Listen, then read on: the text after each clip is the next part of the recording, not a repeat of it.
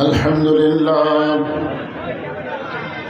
لله نحمده ونستعينه ونستغفره ونؤمن به ونتوكل عليه ونعوذ بالله من شرور أنفسنا ومن سيئات أعمالنا من يهدي الله فلا مضل له ومن يضلله فلا هادي له সকলে জবান খুলে বলেন আশহাদু আল্লা ইলাহা ইল্লাল্লাহু ওয়াহদাহু লা শারীকা লাহু ওয়া আশহাদু আন্না মুহাম্মাদান আবদুহু ওয়া রাসূলুহু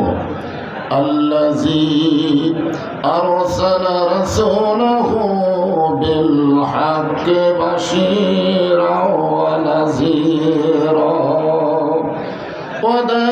وداعيا إلى الله بإذنه وسراجا منيرا فقد قال الله تعالى في كلامه المجيد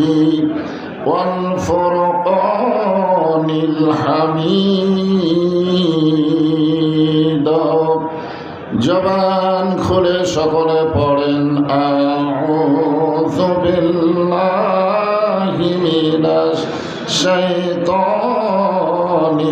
রাজীম বিসমিল্লাহির রহমানির রহিম তাবারাকাল্লাযী বিয়াদিহিল মুলক ওয়া হুয়া আলা কুল্লি শাইইন কাদির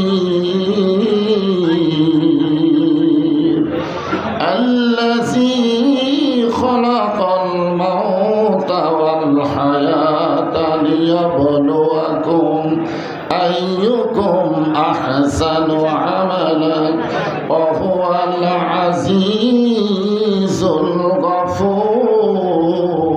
الغفور إن الله وملائكته يصلون على النبي يا أيها الذين آمنوا صلوا عليه وسلموا ইংরেজি মাস্টারের সময় কোনো ফতোয়া নাই, অঙ্কের মাস্টারের সময় ফতোয়া নাই, ফতোয়া মারতেছে হুজুরের উপরে। ধরে কারণ কার উপরে? কি জন্যে?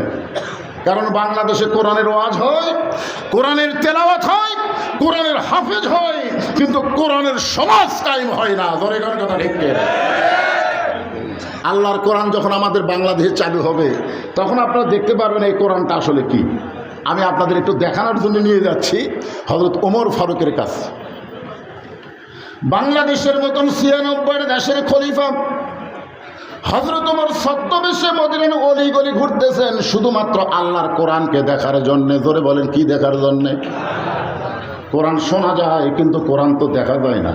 হযরত ওমর আল্লাহর কোরআনকে দেখার জন্যে মদিনার অলিগলি ঘুরতেছেন। হঠাৎ হযরত ওমর দেখতে পায় বিস্তীর্ণ মরুভূমির মধ্যে একজন রাখাল উট আর দুম্বা চড়ায়। হযরত ওমর আল্লাহর কোরআনকে দেখার জন্য রাখালকে সালাম দিলেন, আসসালামু আলাইকুম। রাখাল ভাই, আমার পেটে ক্ষুধা লাগছে, আমি উটের এক পেয়ালা দুধ চাই। রাখাল মুস্কি মুস্কি হাসে। ওমর ফারুক বলেন, রাখাল, তোমার সালাম দিলাম, উটের দুধ চাইলাম, আর তুমি মুস্কি মুস্কি হাসো, কারণ কি? রাখাল বলতেছে, তোমার সালামের উত্তর দিব না, তোমাকে উটের দুধও দিবার পারবো না, আগে আমার জানতে হবে তোমার পরিচয়। ওমর ফারুক চিন্তায় পড়ে গেলেন, আমি আল্লাহর কোরআন দেখার জন্য ছদ্মবেশ ধারণ করছি, আর এখনও যদি আমার পরিচয় দেই তাহলে গুমুর ফাঁস হয়ে যাবে। ওমর যখন চিন্তা করতেছেন এমন সময় আল্লাহর কোরআন বলে, ওমর, রাখাল যখন তোমার পরিচয় চাইছে তুমি আসল পরিচয় দাও। তোমার আসল পরিচয় হলো মিল্লাতা আবিকুম ইব্রাহিম হুয়া সাম্মাকুমুল মুসলিমিন। আচ্ছা, যে আয়াতে কারিম তেলাওয়াত করলাম এটা আপনারা বিশ্বাস করেন? তাহলে বিশ্বাস করলে বলেন তো আমাদের জাতির পিতার নাম কি? আরো জোরে জোরসে বলেন। এটা কি আমার কথা?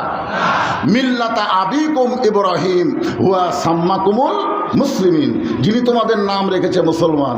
ওমর ফারুক বললেন, রাখাল তুমি যখন আমার পরিচয় জানবার চাচ্ছ, আমার পরিচয় হলো আমি একজন মুসলমান। রাখাল মুসকি মুসকি হেসে বলে, আসল না নকল?